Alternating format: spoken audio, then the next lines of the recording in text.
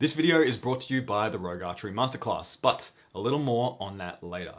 Now, this year, the Pacific Games, which is also the continental qualifying tournament for the Olympics, is being held in Honiara on the Solomon Islands.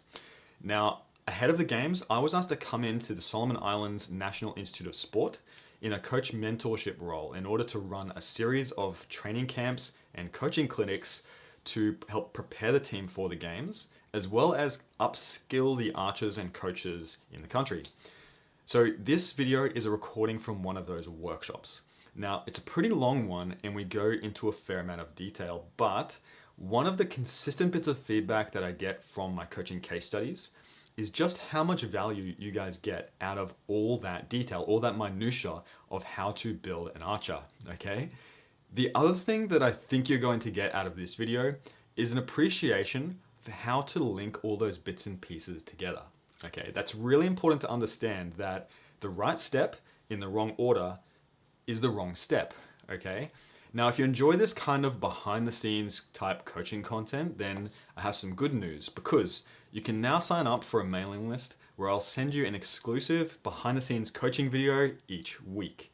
Now, it's completely free. This is stuff that's only previously been available to members of my development squad or to members of the Rogue Archery Masterclass. But you can now sign up for that, and I'll link a link down in the description box below this video. But with the housekeeping out of the way, let's get started.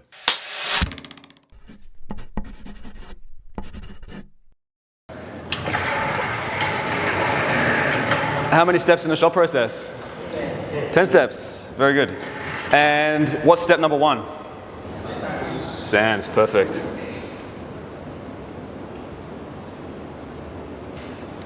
What is step number 2? Posture. Good. Step number 3? Setup. Good. Step number 4? Raise. 5. Free drill. Give someone else a chance, mate.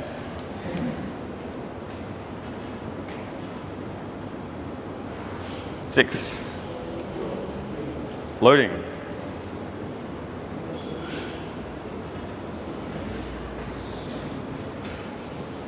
7.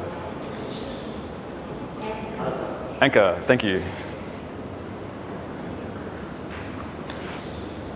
8. Expansion.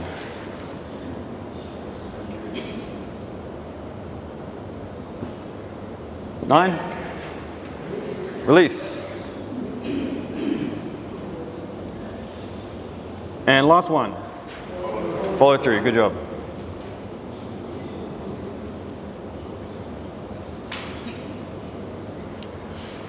Okay, bonus points.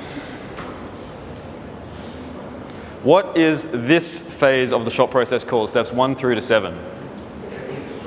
Oh, good. You guys are paying attention. I'm impressed.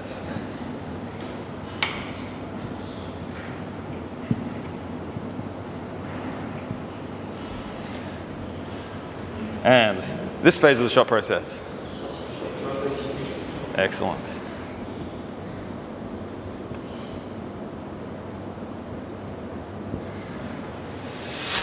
Any questions so far about this?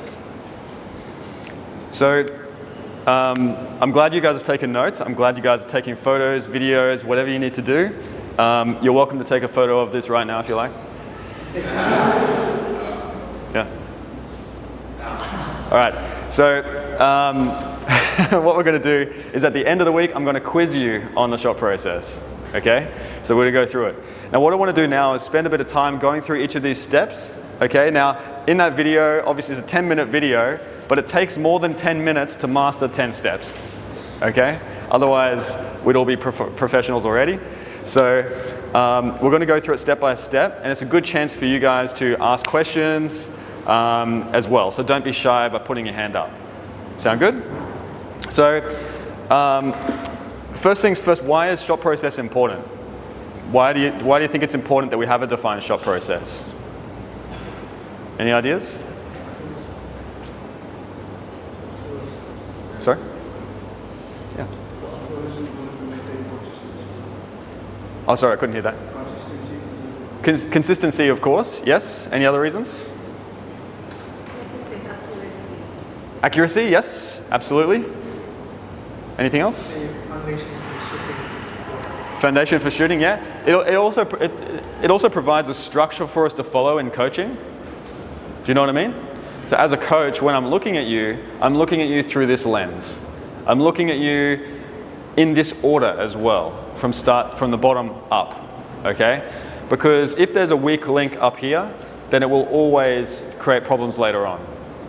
So it's like, I use the analogy a lot of the house with the leaky pipe, right? If the pipe's leaking in the house, then what you can do is you can patch the pipe. But then if it leaks again, what do? You patch the pipe again. What happens again? You patch the pipe. But if the foundation is sinking and that's why the pipe is leaking, you're just going to be patching that pipe forever. You're never actually going to fix the issue. You've got to fix the foundation and the pipe will never leak again. And that's really what we're trying to do through our coaching process. Okay, another part of really why it's important to run the shot process is because the mental aspect in competition. You know, in a competition, there's so many distractions happening.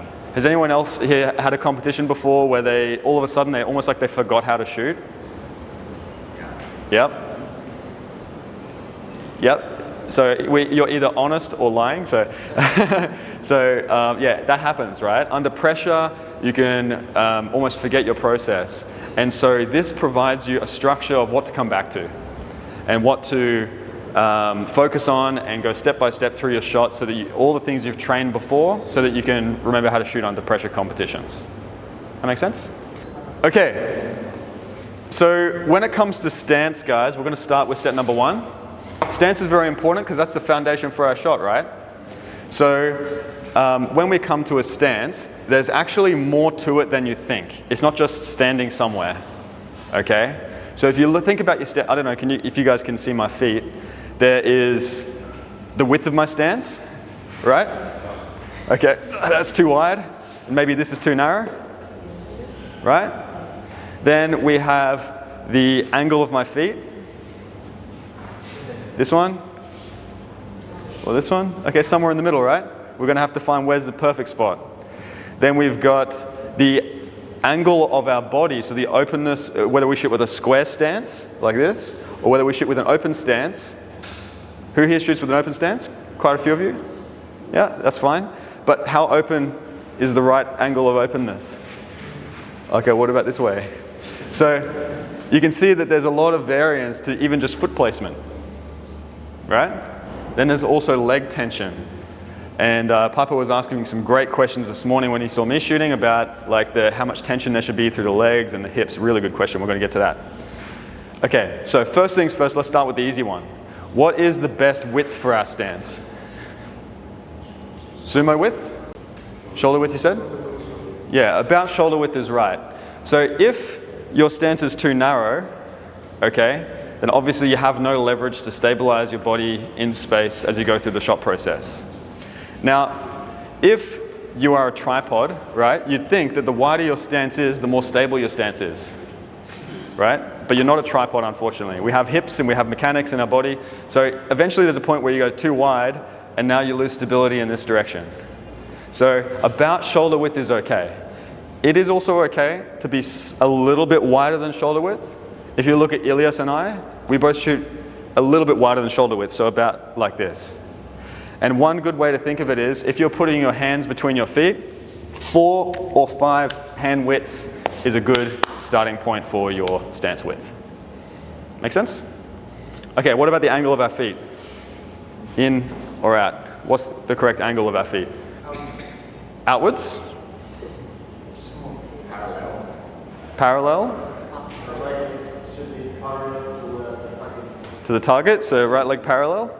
Yeah, this one is a little bit more individual, okay? Yeah, so this is a little subtle. So all of those answers are not wrong, but not wrong is not a very good answer, okay? So one of the ways that we would first test the correct stance or the foot angle is because we're all different people, right? We've got different bodies. So some people, they have a slightly different angle. If you look at the professionals, they do things slightly differently as well, because they're people as well. They also have different bodies. So the best way to do it is to jump as high as you can. Generally, your body is very expert at finding where is the optimal position to jump as high as you can. Make sense? That is a good starting point for your foot angle. Obviously, if your feet are like this, how is my jumping going to be? All right? If my feet are like this, they lose power, right? Lose stability. So jumping is a great way. You might think that, okay, no one ever taught me to jump for archery before. Who's this guy? What's he talking about? But yeah, it helps you calibrate your foot position. Make sense? Yes? What about the type of shoe? Type of shoe. Okay, yes, good question. So, shoes are actually very important for archery, and the correct shoe to wear. So, this is actually a CrossFit shoe, and you'll notice that the sole's pretty flat. If you look at a normal running shoe, is anyone wearing running shoes? Can I borrow one? Yeah, you just hold your leg up like that, yeah. So you look at a running shoe, it actually has a curve in it, right? And it's designed to roll. But rolling is not what we want to do for archery. We want to be stable. So generally, a flatter shoe is better for archery. Yeah, good question. Okay, so the other thing with our foot angle, okay, is that the foot angle we can change our balance a little bit with the foot placement. So if your feet are wider, what it tends to do is move your weight back on your heels. Like if your feet angle is further apart like this, like a duck, right? Then your weight will go back and it'll go to the outside of your foot. Okay? If you move your feet inwards, this will shift your weight forward and to the inside of your foot. Okay? So if I notice that you're leaning back a little bit, from your neutral position, I may ask you to sometimes turn your feet in just a little bit. Maybe from this position to this position. We would never go more than parallel. That's the maximum we would go in. We'd never turn into a pigeon toe. Okay, we always want to be parallel or maybe 5 to 10 degrees open, depending on the individual. Where do you measure the parallel from? The center of the foot or the outside or the inside? So I'd say parallel is like if you're shooting with a square stance, you're facing along the shooting line, then parallel would be like basically from the heel through the big toe, or through the center of the foot. Yeah. Okay, good question. Any questions? Other questions about this so far? The foot angle? Anyone ever thought before about the foot angle, or is this the first time? Yeah. Okay. So again, ground up. These things are very important. Next, what's the last part of our stance that we need to consider? Any ideas? Open, close. Yes, open or square. So, if this is the direction to our target,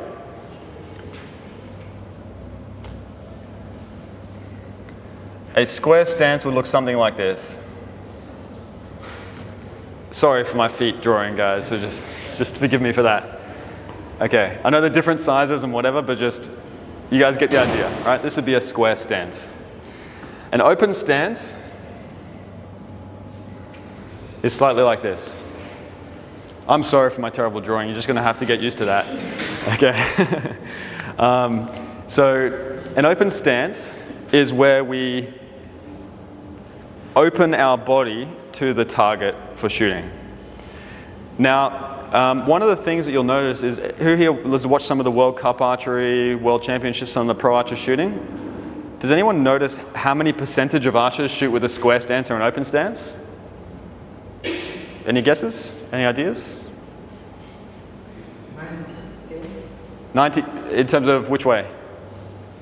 90, everybody. Everybody? And only 10% does open stance. Any other guesses? 50-50? It's not quite 50-50. It's probably in the middle of that. It might be more like, 70-30. Okay.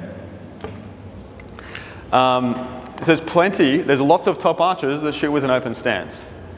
But there's also lots of top archers that shoot with a square stance. So which one's better? Who knows? It's not what's better, it's what's better for you. You understand? So there are benefits and disadvantages of both.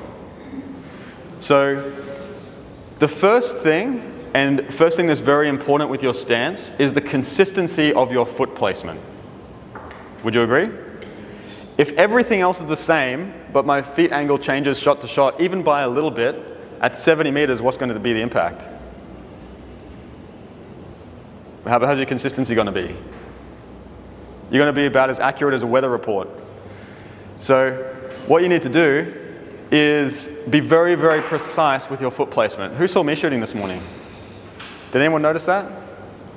When I step up to the line first thing, take a minute, look at the target, adjust my foot placement until I'm happy with it, and then once I'm happy with it, I'll stay there for the whole shot. But I'll take a few seconds to get my foot placement perfect, that I'm happy with it. Okay? Now with a square stance, it's much easier to get consistent feet placement because it's kind of very easy to align your feet and your body with the target from that position. It's also easier to teach. So if you're teaching beginners, teaching a square stance from the beginning is very easy. Okay? Now, that doesn't mean it's better, it just means it's easier. Okay? But one of the things that happens is the angle of our feet sets the angle of our hips. And our hips and our feet always stay in the same position through archery. Through the shot process, we should never turn our hips. Or this way either. Okay? So you want to keep your hips and your feet in the same position. So when we go to an open stance, it opens our hips to the target. Yes? And that allows us to create a little bit more rotation through the core. That's easier for some people. But what I usually recommend is for people to start with a square stance, to start with. And then if you have trouble getting your rotation into shoulder alignment, then sometimes opening the stance a little bit will help because it opens the hips from the starting position. If that's confusing, don't worry, we're going to get, because that's down here. Okay? Any questions about that? Now, if your stance is too open, then what will happen is, you know how I said your hips and your stance should be fixed together through the shot process? If your stance is too open, then when I'm looking at an archer, you'll often see them turn their hips when they're shooting. So then we should square it up a little bit. Okay? We'll get to that. Okay. Any more questions about stance while we're on this? No? Posture. Why is posture important? Can I go volunteer? Volunteer, anyone? Who's brave? Yes, come on down. Let's hear it for our volunteer guys. Yeah. Come on, front and center. High five. Good, okay. So first of all, we're going to pretend you're shooting that direction. We did this already, I think, this morning. So you're going to pretend, go into your full draw position and hold in this position. Okay.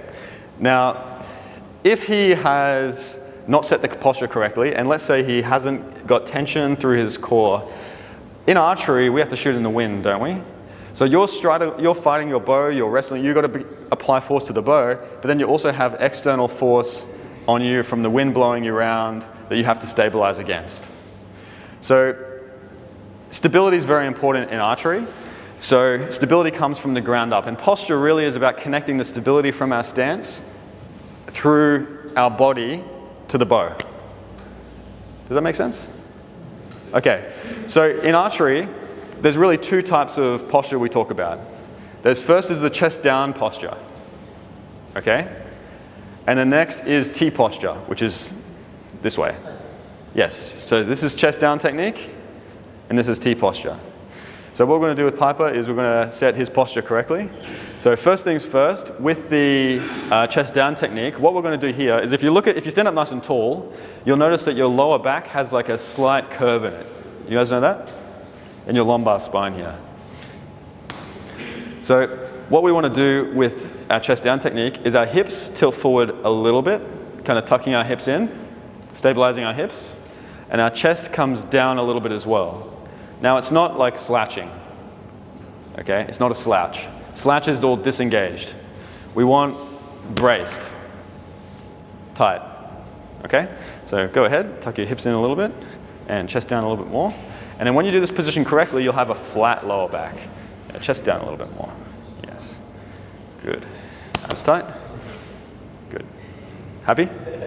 How's this posture, guys? Crunch a little bit more. Down. Yes, good. Okay. Next, what we're going to do here is we're going to test his balance. Okay.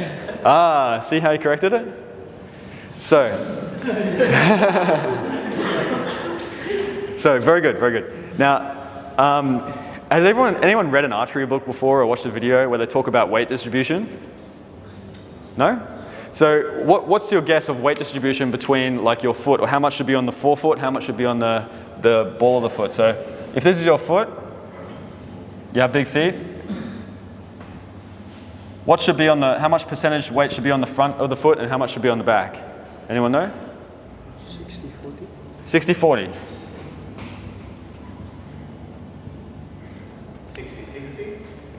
60-60? You suck at maths, my friend. Oh. Called out. Okay, there's evidence. That's just my terrible handwriting. Okay, so can you go and set 60-40, please? Who the hell can feel 60-40%, honestly? Can you tell whether it's 50%, 60%, 70%, 44%, 45%? That's not how your body works, is it? This is correct, but can you learn it that way?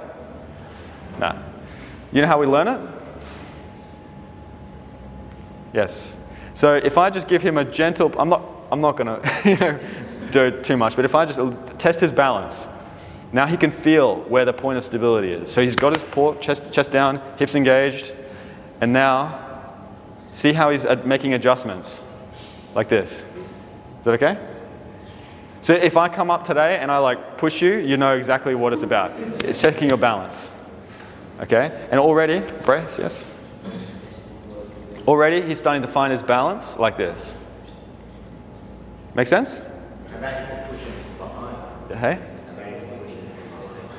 If I push him from behind, now obviously some people overcorrect. Generally speaking, our weight wants to be on our heels. That's the most efficient, like easy way to stand, but it's not the most stable position. So generally the weight is too far back and now we'll push on the front. If someone overcorrects, then I might push from the back. Okay? But just with one finger is enough on the upper chest or on the back just to test the balance. Okay? Okay. Next part about posture is that once you get this correct, just standing still, that's only part one.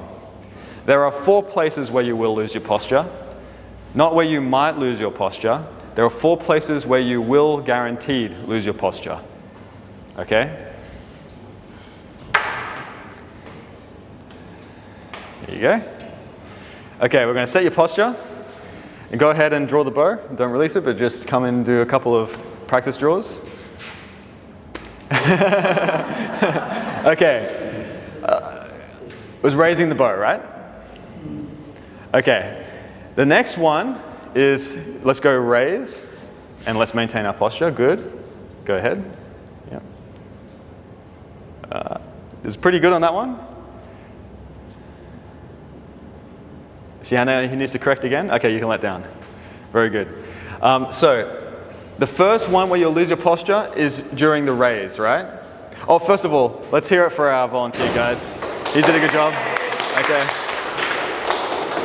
Thank you very much. I'll call you up next. Okay, I'll pick on someone else next time.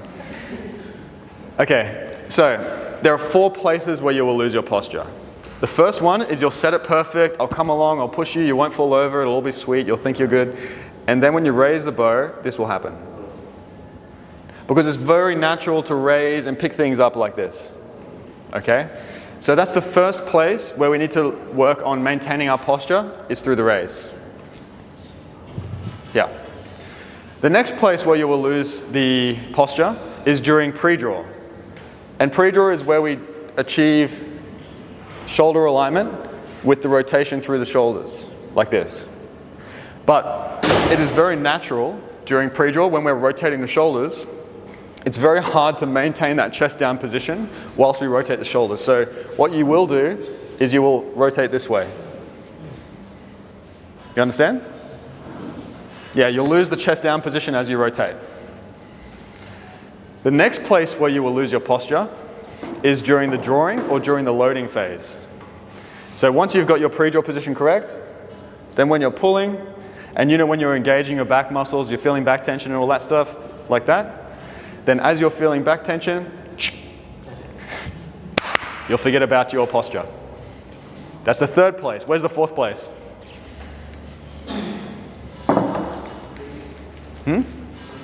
Yes. Release and follow through. So when you release the string, you've got to maintain tension through the core. Maintain posture through the follow through. But when you release the fingers, generally people release everything. Okay? And then they go like this. Okay? So they're the 4 places that you not maybe, guarantee will lose your posture. Okay? So that's when I'm going to come and push you, make sure you're engaged. Sound good? Any questions? Yes? How high can you raise the bow? How high can you raise the bow? Okay, that's coming up. Be patient, Doris. It's a very good question. Okay, how are we going for time? We're okay. That's only half of step number 2. We might be running a bit over time. Okay, next, what's the second part of posture? That's the chest down technique. What's the second part? T. Yes. So in archery, what you want to be is a T and not a teapot. Okay? So we don't want to lose our T posture. Now, this is what the Korean, if you guys seen some of the Korean archers shoot, they're absolutely obsessed with T posture. Okay? There's a very good reason for this. So has anyone seen before like a tug of war competition? Yeah, maybe we'll do one later. I don't have any rope, but what happens in tug of war competition? Yeah, 2 teams pulling. Now what happens if the 2 teams are very equal? Nothing. All right? Maintains balance. What happens if one team is stronger? Shifts this way, shifts this way. So in archery, think of your body like 2 teams. Okay, you've got the front half, the bow side, and you've got the drawing side. And if those 2 teams are equal, you will maintain T posture. If one team starts winning, maybe this team, your T posture will shift this way. If this team starts winning, much more common because we'll focus on back tension, T posture is lost this way. And to maintain T posture, you must maintain balance with drawing the bow between the 2 sides, the drawing side and the bow side. Does this make sense? Has anyone here heard of Isaac Newton? Yeah? Anyone know the 3rd law of motion? The 3rd law of motion. Anyone learn that? Every force has an equal opposite. Yeah, it's every action has an equal and opposite reaction. So we always think that in archery you pull the bow, right? That's not true. That's only half of it. When you pull the bow, you're pulling this side, but this side, when you pull this side is pushing into you. So you have to maintain equal force in both directions. And with a recurve bow, what happens when you pull it back? What happens to the poundage? Is it? It increases, yeah? So it starts lighter and then it increases through the whole drawing sequence. So as this side is getting stronger, this side also has to get stronger to maintain balance in this direction. So if I see, it's very, very common to see archers doing this during the shot.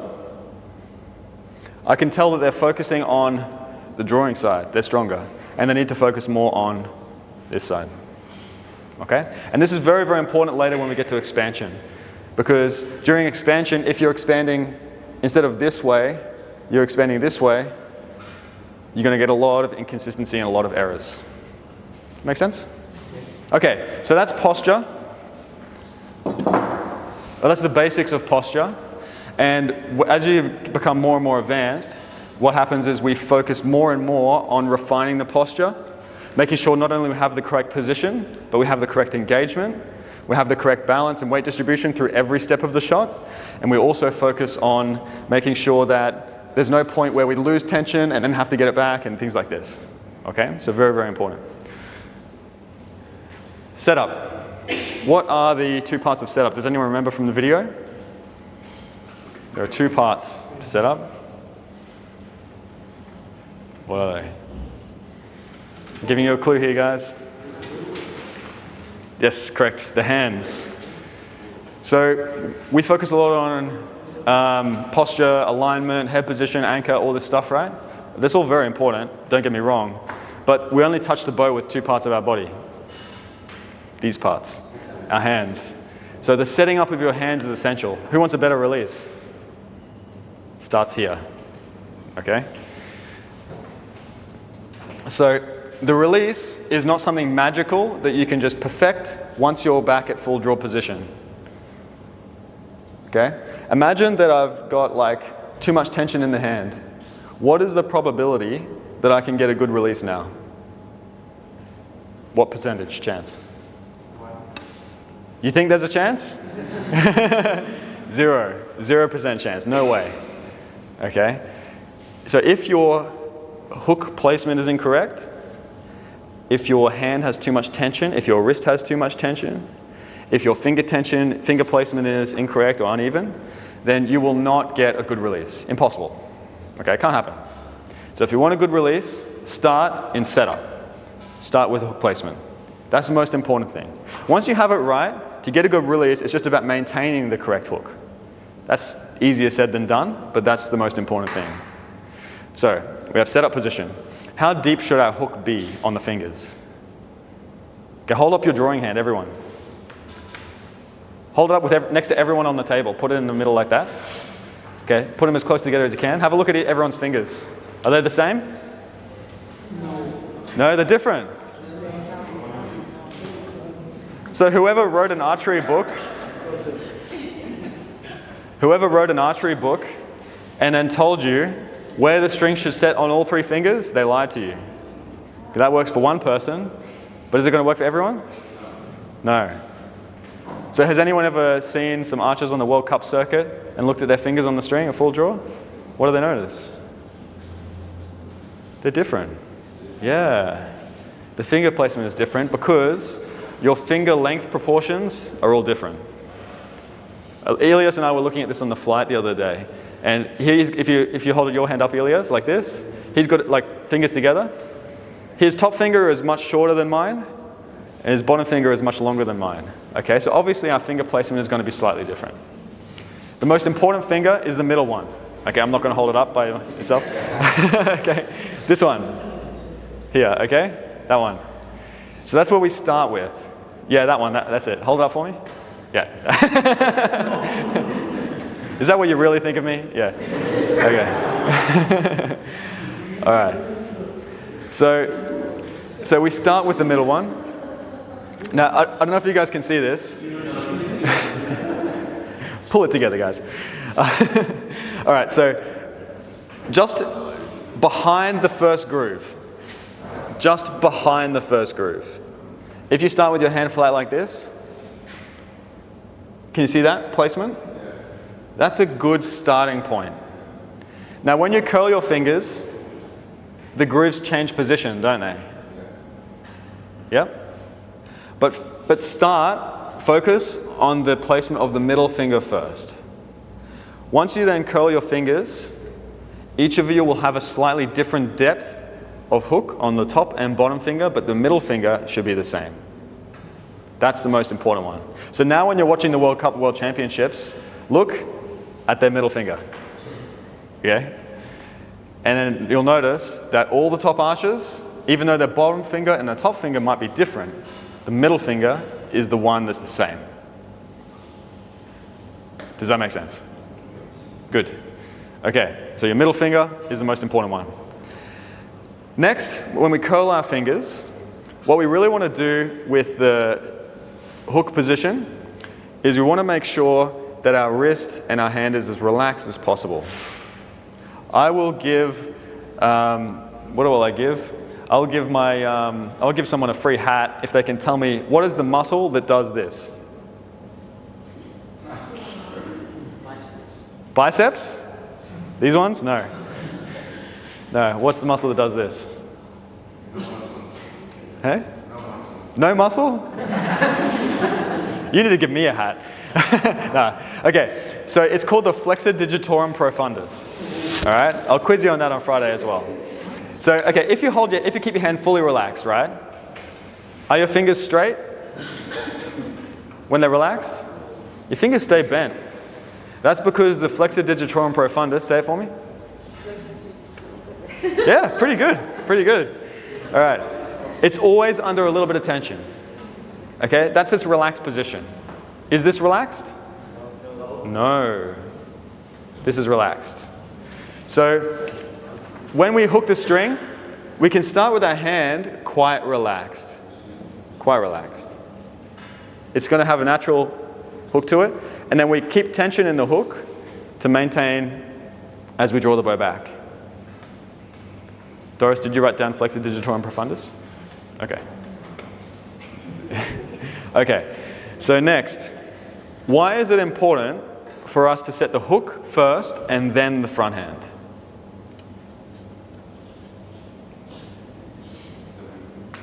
Any ideas? It's okay if you don't know, but why don't we set the front hand first and then the hook? No? Okay, if I set the front hand, I have to hold the bow, right? And especially when we have stabilizers, it's got weight to it. So now I have to hold the bow with tension in my hand, in my fingers. And tension is bad. Okay, relax. So, if I set the hook first, now I can relax this hand when I place it. I don't have to hold on to it because the hook is taking the weight of the bow. Okay?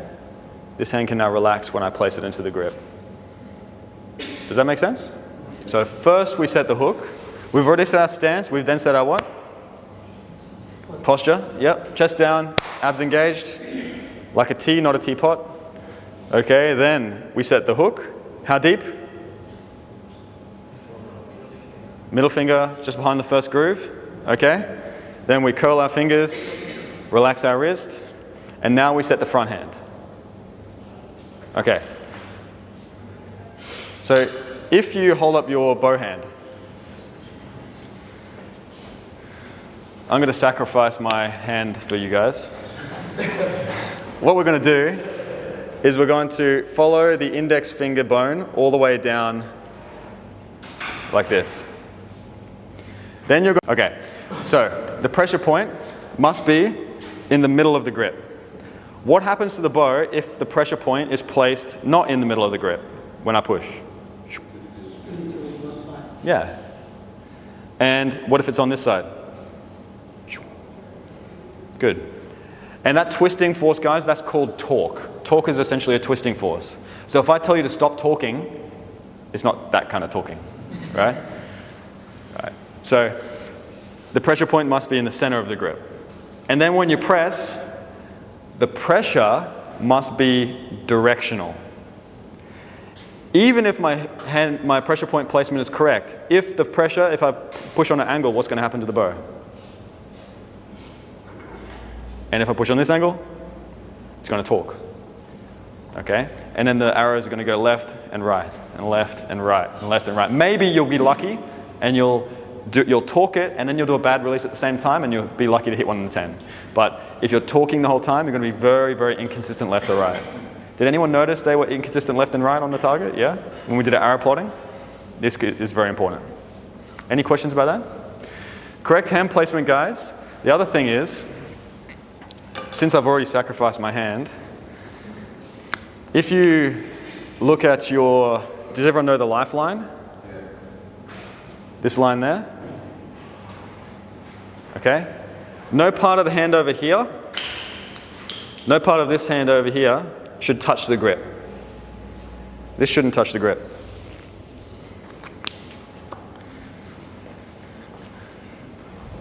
So when we set the hand onto the grip, you can see if I lift my fingers out of the way, can you see how the curve of the grip, this side of the grip, is following along inside the lifeline? Yep? Now some people, if you have very small hands, some people struggle with it because the grip's too big for you. We can modify the grip, okay? Or I can help you out, so don't worry about that. But generally speaking, we don't want this happening, okay? So only along the lifeline should follow the grip. Make sense? Now, what angle should the knuckles be? 45. Yeah, you guys know that, 45. If it's too far out, then obviously the pressure point is lost now, you can see. If the knuckles come too far out. If the knuckles come too far in, you can see the pressure point is almost on the other side of the grip. So this is very inconsistent. So 45 degrees is about right.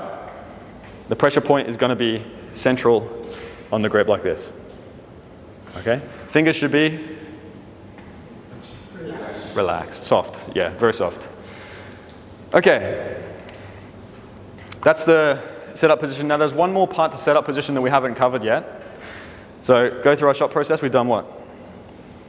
Stance, shoulder width, foot angle set. Next, posture, hips tucked in, abs engaged. Okay. Next, hook. Then grip. Yep. And then at this point in time, we do one more thing. We look at the target. And this is our head position set. So now, from now until after follow through, our head position doesn't move. So through that shot process, if you move your head,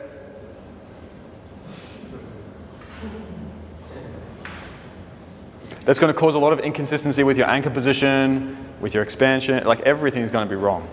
So from this position, we keep our head still, and now there's no movement in the head throughout the whole shot process. Okay? So if I come and like hold your head, it's because you'll feel like you'll be maybe losing your posture, so your head will move, or you'll be tilting your head or something like that. Bless you. Okay, so we've spent probably most of an hour and we've covered 3 steps. How's everyone feeling? Do we need a little break? Yes? Yes? Okay. I think maybe we should have a little break, and then after that we're going to go and we're going to continue with the shot process. And for this morning, we're going to focus on technique structure. Okay? In fact, for pretty much today, we're going to focus on technique structure. Because if you don't get this right, then this doesn't matter. Okay? You must get this right. You can't fix this if that's wrong. That's like building a house, but there's no plumbing installed, so the toilet doesn't flush, right? So, yeah, let's have a break now. And I think what we might do is we'll see if this room's still available, but if it's not, we might steal the whiteboard, go down outside, and continue out there. Sound good? So what have you learned so far? I'd love to hear in the comments section below what you've got out of this video so far. But while we take a little interlude, I wanted to draw your attention to something that's not in this video, okay? And that is the how. You see, this video is not about that. This is about the what to do, and to some degree we touch on what not to do. And a lot of content online is like this, right? It covers the what to do and what not to do, but the key ingredient there, the bit in the middle, is the how to do it, right? And so I just wanted to take a moment to guide you on that, because after this video, which is really designed to give you this workshop, to give you an understanding of the shot process and all the components in it, at least the technique structure components, the next thing I would direct you to in terms of the how is go check out, first of all, my coaching case studies online. Okay, you can subscribe to the Rogue Archery TV channel, and I've got those videos on the channel as well, and they kind of start to guide you through the implementation of some of these skills. Now, the second place I would direct you is towards the Rogue Archery Masterclass, and that's a much more comprehensive resource in terms of the what to do, the what not to do, and the how to do it, right? And so now that that's been going for quite a while, and we've got students with over 20 countries, it's been quite interesting to reflect on the novel ways and the different ways people are using that program as a resource to, improve their archery. So there tends to be 4 types of people that have signed up for that program.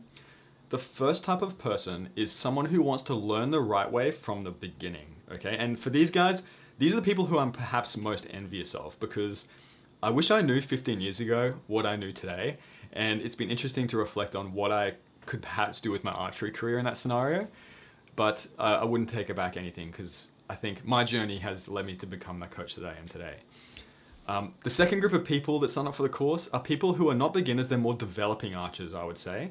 And they're people who generally have hit a plateau and they don't know why, okay? Now, everyone gets to a plateau at some point in their career, and that's normal. It doesn't matter what level you're at, you'll eventually hit a plateau. And the way this works is because when you are training, you're working hard, what you're generally doing is leveraging your strengths.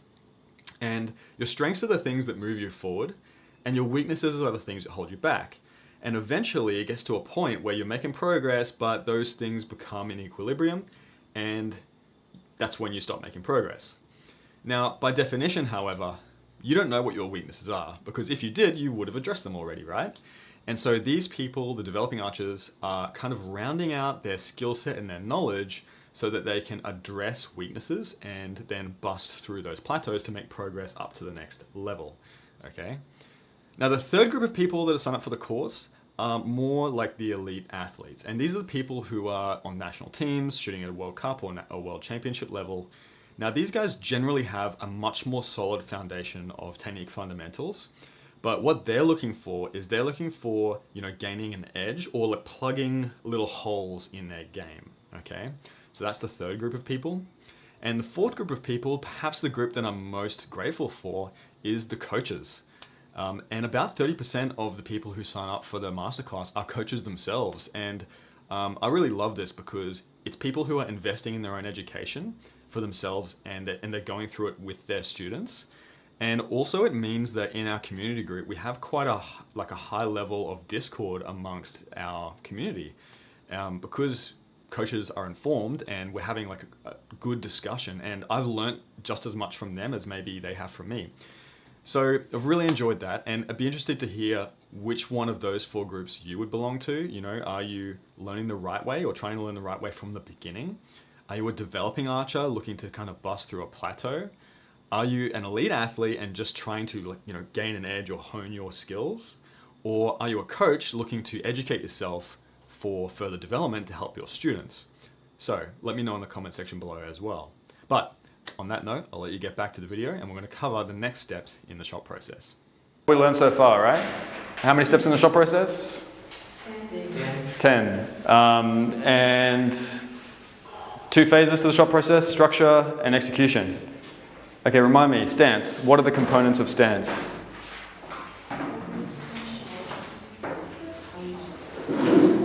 Alice? Open or square stance, very good. What else?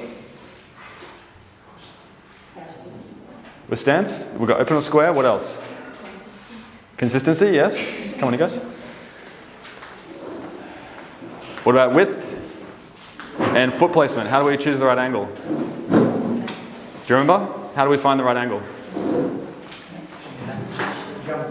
Jump, yes. The hands is for the width, and jump for the foot angle. Okay, posture. What's the first part of posture? Chest down. Second part? T.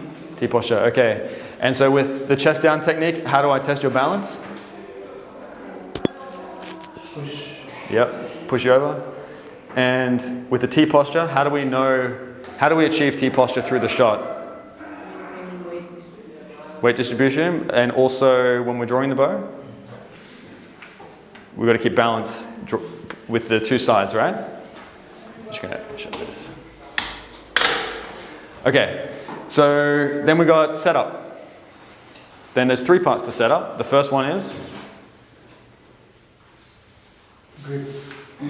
No, that's the second one. The first one is hook. Hook comes first. Then after hook, we have the grip. Yep, the front hand. And we place the pressure point. Show me your pressure point. Put your hand on it. Good. I see you've drawn it, Alice. Good job. Yeah, just in the middle of the thumb there, like this, where the bones meet. Not too close to the lifeline, just there. Okay, yes, perfect. Then, what's the final part of our setup? Yes. Make sure your head's attached and in the right position. Okay, next, we finally get to Doris's question before, which is how high do we raise the bow? Does anyone have any ideas? How high should you raise it? Any ideas? Sorry, go ahead. To the eye level? Yes, that's very good. Did you have something else to add? So let me just run you through a couple of things on this one. What happens if we don't raise it high enough? What if we draw from down here? What's going to happen?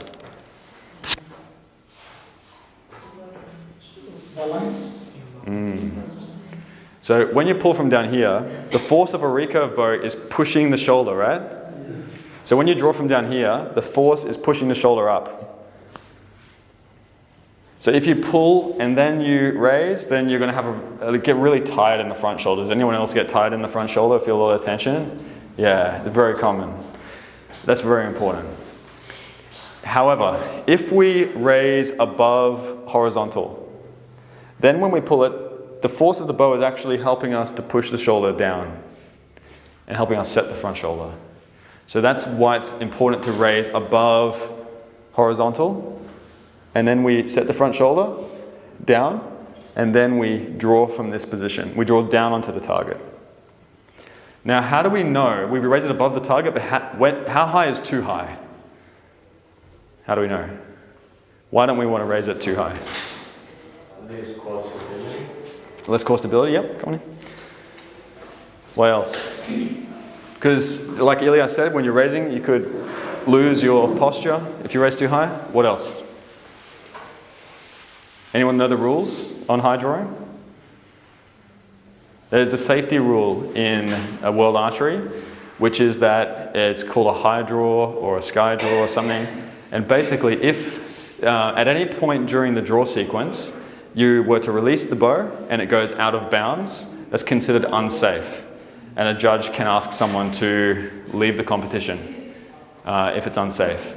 So some archers at competitions have gotten into trouble for this before, where they raise up too high and then they draw back. This is unsafe, because if you let go by accident, the arrow's going out of bounds. So that's one reason. Also, if you go too high, then from here, there's a kind of a loss of shoulder stability once you go past a certain point. So the correct height to raise it is perfectly as you said, which was about eye level. Okay? Like this. That's high enough where I can set the front shoulder, and it's not too high where I lose shoulder stability, lose posture, and also get disqualified for being dangerous. Okay? If from this position as well, this hand helps us raise the bow. This one. So we don't just pick it up using the front arm. When we do the setup position, we're also setting the hook on the string, right? And we actually apply a little bit of tension. This helps us set our finger tension. It helps us set our pressure point, because if there's no tension into the grip, then there can be no pressure point.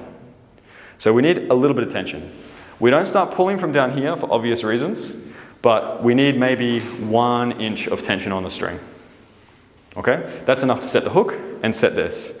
But as we raise, this tension on the string also helps raise the bow. So it makes it much easier on the front shoulder.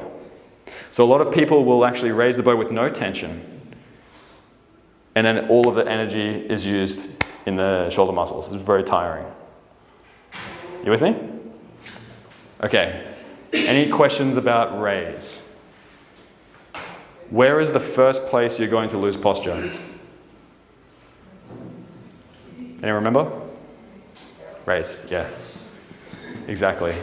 Your stance, posture, set up, and then okay. So very important with the raise position is that we maintain our posture, chest down position, as we raise the bow. Okay? So we'll be working on this soon. What comes after raise?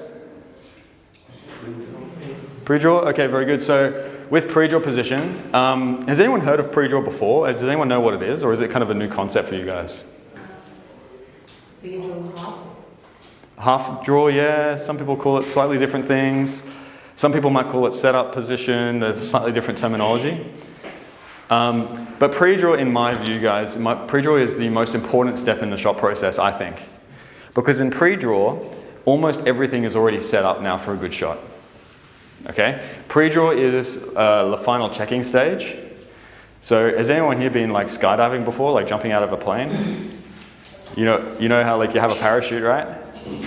Okay? And what's the most important part of skydiving, do you think? Checking your equipment.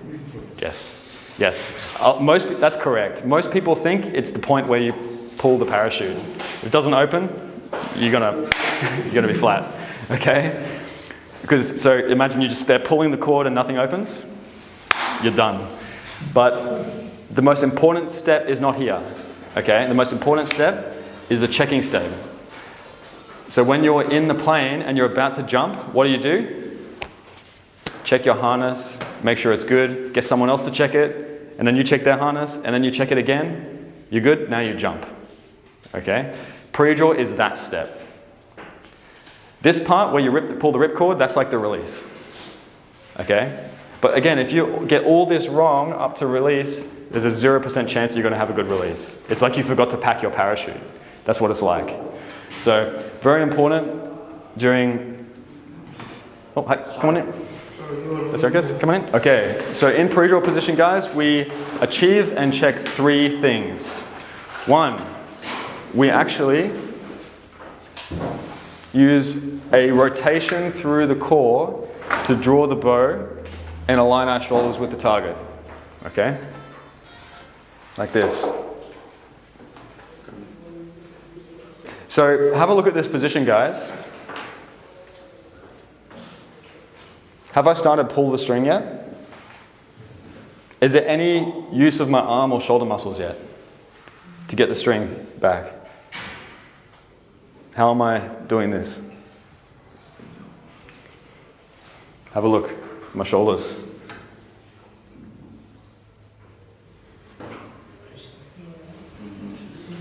Can you see? See, have a look at my hips and my shoulder angle. Do my hips move? No. What about my shoulders? Yes. Okay, so there's a rotation through the core to draw the bow. So there's no rotation of the hips. We don't do it like this. Okay? So what we're going to do is our hips stay fixed with our stance. Okay? We've done setup, hook, pressure point. Head position is set.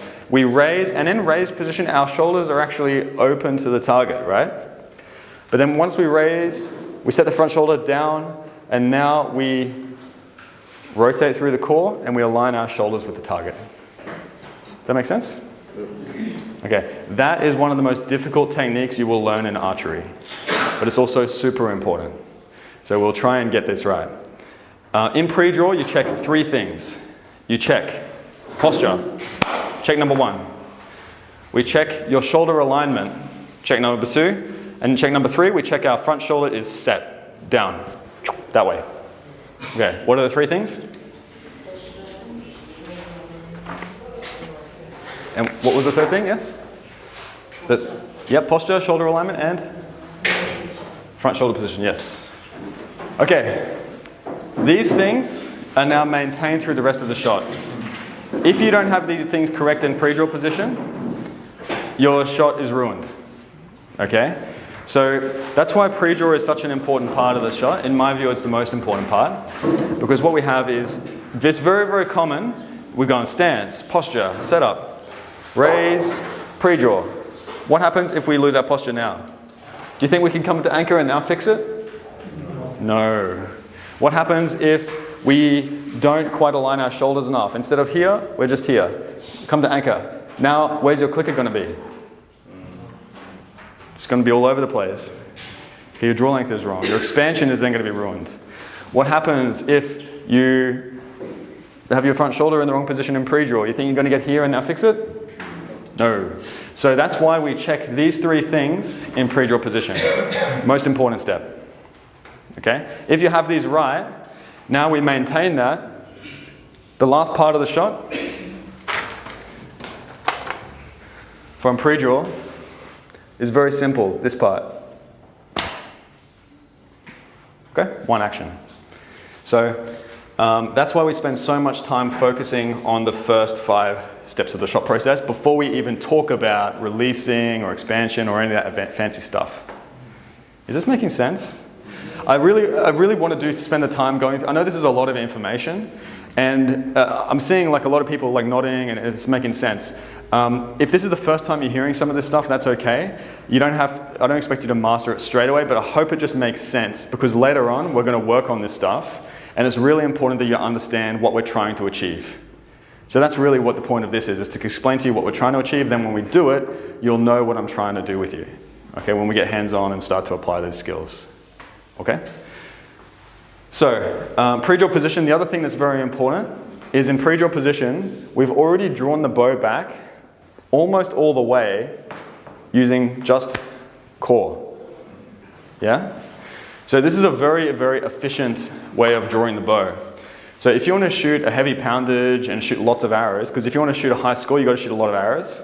And if you want to shoot a lot of arrows without getting tired, you need to be efficient with your technique.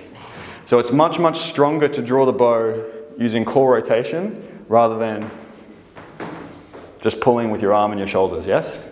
So that core rotation is critical. And this week as well, I'm going to show you drills on how to learn core rotation, stabilizing the hips as well. It's kind of advanced skill. Okay. After pre-draw, what comes next? Loading. Loading is maybe not the best term. It could be called drawing. But the term loading essentially means we're kind of loading the back muscles. Okay? We're using scapular retraction. Does everyone know what a scapula is? That's your shoulder blades. Yeah?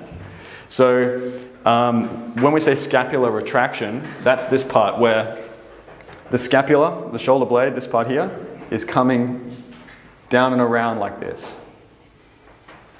Does that make sense? Yeah.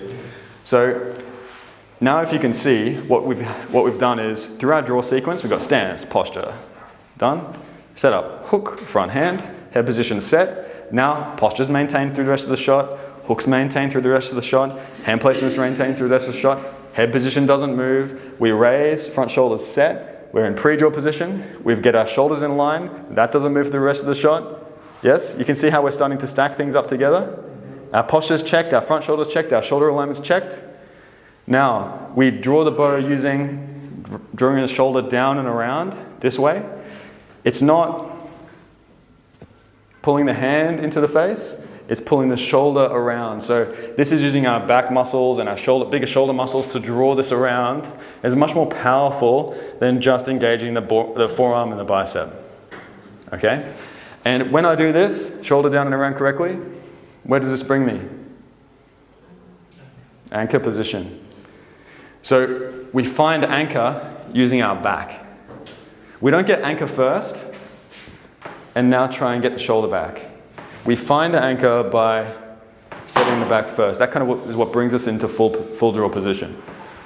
So who knows what alignment is? Anyone heard of this before?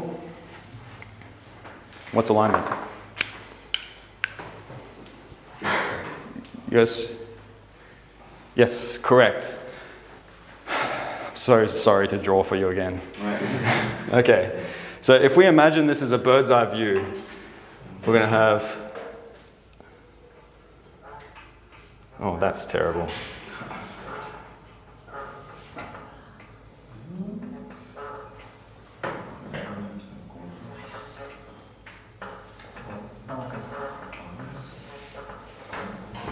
Okay, this is an archer, would you agree? An abstract archer, okay? So looking from the top down, head, shoulders, front hand, and elbow. This is the textbook position of what we call alignment, okay?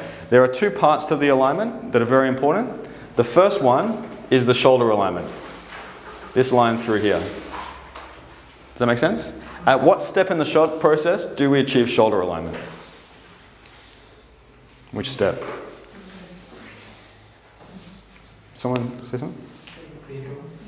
Pre-draw, yes, gold star. Pre-draw position. That's where we raise and we rotate our shoulders into a line, yes? And we do that rotation through the core, and now our shoulders are aligned with the target. That's pre-draw position. Okay, now, at what stage in the show process? The next part is called elbow alignment. At what stage do we achieve elbow alignment? Anchor. Yes, loading into anchor. Loading is kind of where we come around, and anchor, we're in full alignment now. It's full draw position. So, and we maintain our shoulder alignment. You understand? But shoulder alignment is fully set from pre-draw. Now, incorrect alignment might look like this.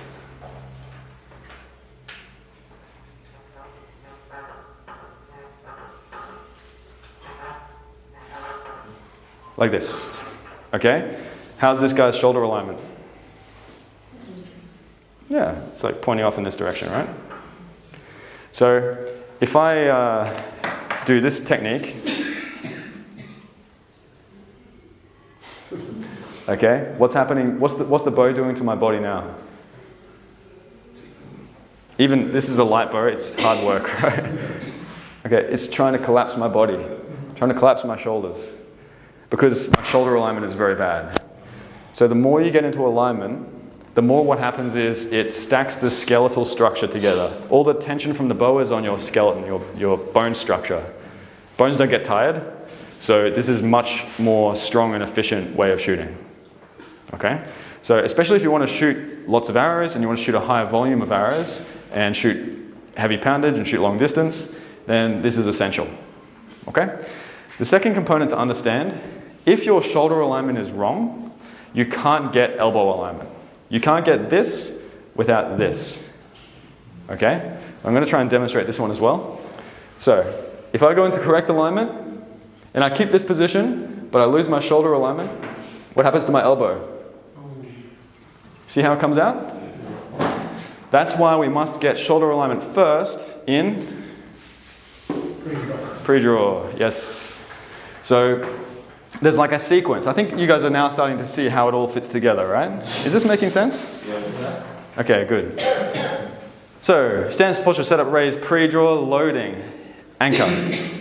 Now, a bunch of you said that you're working on your anchor at the moment. Yeah? I think what you'll find is that if you follow this process and you now have the correct posture, the correct head position, draw with the rotation of the core, I think you'll find it very easy to find the correct anchor. If your head is moving through the draw sequence, or if your posture is moving, if your posture moves, your head moves, then when you get to anchor, you'll be in a different position every time. And then it's going to be different. So even if you have a good one, then you're going to have a bad one and another bad one. So that's why this process is so important, because it kind of it leads us to the correct place we want to be.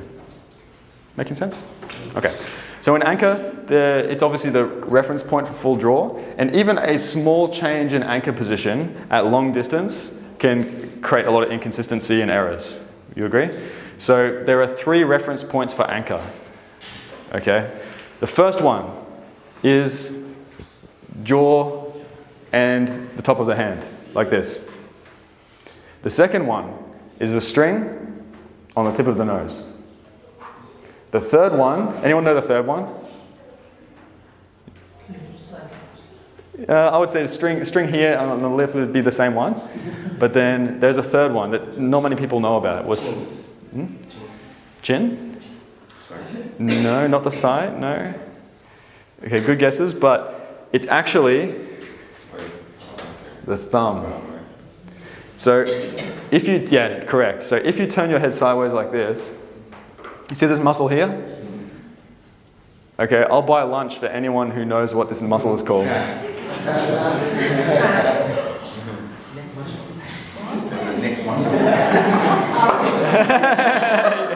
Hey, he's not wrong. Okay. What's this muscle called, guys? Yeah? Okay, this one is called the sternocleidomastoid. It's called the sternocleidomastoid. Okay, you can just call it the SCM. SCM, okay? When you turn your head sideways, what happens to this muscle? Yeah, it protrudes, right? And it creates a nice little pocket here. See that little triangle? Yeah. Between your jaw, your neck, like this? What we want to do is when we have our hand nice and relaxed, our thumb's like this part of the thumb, not this part, it goes in the pocket. So the thumb's like this. Find the jaw first, and the thumb is into the neck. So these are the 3 reference points of the anchor. Now let me explain what each of these do, because why not just have 2? Why do we need all 3? The first one, the jaw contact is what we call it. The jaw contact gives us consistency this direction, up and down. If your jaw contact changes, it's going to create high and low variance on the target, yes? The second one is string contact on the nose and the chin and maybe the lips. And this one gives us consistency this way, right? And then the thumb in the pocket gives us consistency in and out this way. So we have up, down, forward, back, in, out. That's 3 dimensions. That's consistency and stability in 3 dimensions. So that's how you have a very consistent and precise anchor position. Does that make sense? Okay, now don't worry guys, we're almost there, because that is, as you know, now technique structure. And that's our focus for today. So, does anyone have any questions? I do. Sure. With just after raise, Yeah. and you begin the drawing back sequence, is it? You mean after pre-draw? Yeah, I think it's during this not quite loading, that as you're starting to bring back and you introduce this. So during pre-draw, yeah. During pre-draw. I noticed yesterday that there was a tendency to like stack the bones back as I'm pulling, and then other times where I'm actually actively pushing more. And the ones that I would feel this stacking back into my skeletal system would be really poppy out the bottom. And the other ones where I'm pushing more muscular from the beginning were less poppy, meaning like I'm already... So we'll stop on there, because that's a perceptive issue, and what we're talking about, like you have good technique, we're talking there about like the difference between a good shot and a bad shot, and what you might be doing slightly differently in those steps. So for that, we'll look at you specifically, and we can maybe figure out what's different between those 2 shots. But in terms of principles of pre-draw, the most important thing to understand is that coming to pre-draw is achieving shoulder alignment, front shoulder set, and posture is set. Even if you make a little mistake on the way to pre-draw, fix it in pre-draw. Let's say you lose your balance a little bit, get it back. And now maintain through the rest of the shot, because you won't have another chance to fix it. Okay, now it's too late. So that's kind of the principle of pre-draw. It's the final checking stage. And even if the force is a little imbalanced or whatever, check, get it right in pre-draw position. So yes, we're gonna do these drills. And remember that, because we're gonna do some drills as well, where we pause in pre-draw with the pipe bows that Alfie made for us. And we're going to make our little corrections and adjustments that are necessary before we come into anchor. Okay, and we're going to do this drill here called tech draws, where we go pre-draw, anchor, pre-draw, anchor, pre-draw, anchor. Okay? And the more you do that exercise, guess what happens? Your weaknesses come out. Okay? Because you might be able to get it the first time, pre-draw, anchor, pre-draw, anchor, pre-draw, anchor. And eventually your shoulder alignment or your posture or your front shoulder becomes weak. So they're the kind of things we're going to look for. Any other questions? This is all theory stuff. I think we're going to have more questions when we get out there and start doing it. So I think what we do now is we wrap up this session. We have 20 minutes break. 11 a.m. We'll be outside with the pipe bows. You guys also have TheraBands. So on your way out, take one of these each.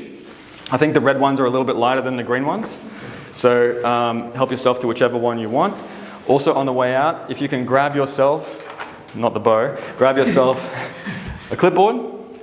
And I think there are 3 pages here.